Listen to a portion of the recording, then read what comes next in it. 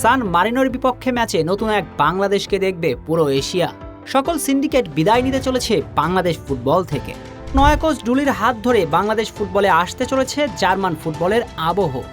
আর তার নয়া ট্যাকটিসে একাদশ থেকে বাদ পড়ে যেতে পারেন সোহেল রানা, ফয়সাল আহমেদ ফাহিমের মতো ফুটবলাররা।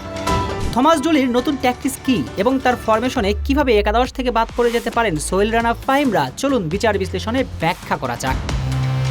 গায়না অথবা ফিলিপাইনের কোচ হিসেবে ডুলি সাধারণত খেলতেন হাই প্রেসিং ফুটবল, অর্থাৎ বল হারানোর সঙ্গে সঙ্গে প্রতিপক্ষের অর্ধেই প্রেস করে তার দল, একেবারে জার্মান ফুটবলের ধারা।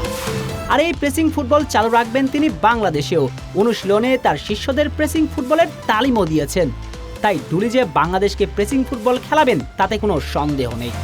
তাই সান মারিনোর বিপক্ষে ডুলির সম্ভাব্য ফরমেশনটা হতে চলেছে 4-2-3-1, যার অর্থ তিনি মিডফিল্ডে রাখবেন দুইজন, মধ্যমাঠে ডাবল পিভট, যার মাঝে একজন খেলবেন জিপলাইন প্লেমেকার হিসেবে, অপরজন রক্ষণাত্মক ভূমিকায়। আর এখানেই একাদশ থেকে বাদ পড়ে যেতে পারেন সোহেল রানা, কারণ প্রেসিং ফুটবলে ফিজিক্যালি স্ট্রং ফুটবলাররাই প্রাধান্য পায়। তাই ডুলির ট্যাকটিসে সোহেল রানা বাদ পড়ে যেতে পারেন একাদশ থেকে। তার পরিবর্তে সান মারিনোর বিপক্ষে জিপলাইন প্লেমেকারের কাজটা করতে পারেন জামাল ভুঁইয়া, আর রক্ষণাত্মক ভূমিকায় হামজা চৌধুরী। হোল্ডিং মিড থেকে শুরু করে টাইগারদের প্রাণভমরা সার্ভিস দিবেন রক্ষণভাগকেও, অর্থাৎ ডাবল পিভটে হামজার সঙ্গে জামাল ভুঁইয়া। কিংবা শারীরিক শক্তিশালী হবার কারণে জামালের পরিবর্তে একাদশে দেখা যেতে পারে হৃদয়কেও। সেক্ষেত্রে ডিপলাইন প্লেমেকার হিসেবে থাকবেন হামজা, ডিপেন্ড করবেন হৃদয়। সব মিলিয়ে ডুলির ফরমেশনে সোহেল রানার জায়গা পাবার সম্ভাবনা একেবারেই কম। এই ফরমেশনে অ্যাটাকিং মিডফিল্ডার হিসেবে থাকবেন তিনজন, যার মাঝে ডান প্রান্তে রাখতে পারেন মুরসালিনকে। যদিও মুরসালিন নাম্বার 10, তবে ডুলির ফরমেশনে তাকে ডান প্রান্তে দেখা যাবার সম্ভাবনাই বেশি। অপর প্রান্তে লেফট অ্যাটাকিং মিডফিল্ডার হিসেবে ফাহমিদুল ইসলামকেই দেখা যেতে চলেছে। যদিও ফয়সাল আহমেদ ফাহিম জোর দাবিদার এই পজিশনের জন্য।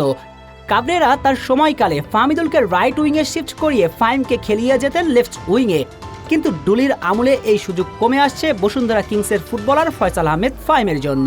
কারণ প্রেসিং ফুটবলে গতি এবং শারীরিক শক্তি খুবই গুরুত্বপূর্ণ। আর ফাহিম গতিশীল হলেও শারীরিকভাবে এগিয়ে ফাহমিদুল ইসলাম, তাই ফাহমিদুলকে দেখা যেতে চলেছে একাদশে। এই দুজনের সঙ্গে একজন ক্রিয়েটিভ মিডফিল্ডার, অর্থাৎ পিওর নাম্বার 10 হিসেবে থাকবেন কোনো সন্দেহ ছাড়াই সমিত সোম। সমিত মাঝে মাঝে মুরসালিনের সঙ্গে পজিশন বদল করে প্রতিপক্ষকে চমকে দিবেন এবং প্রতিপক্ষের অর্ধে প্রেস করবেন ফাহমিদুল আর সমিত।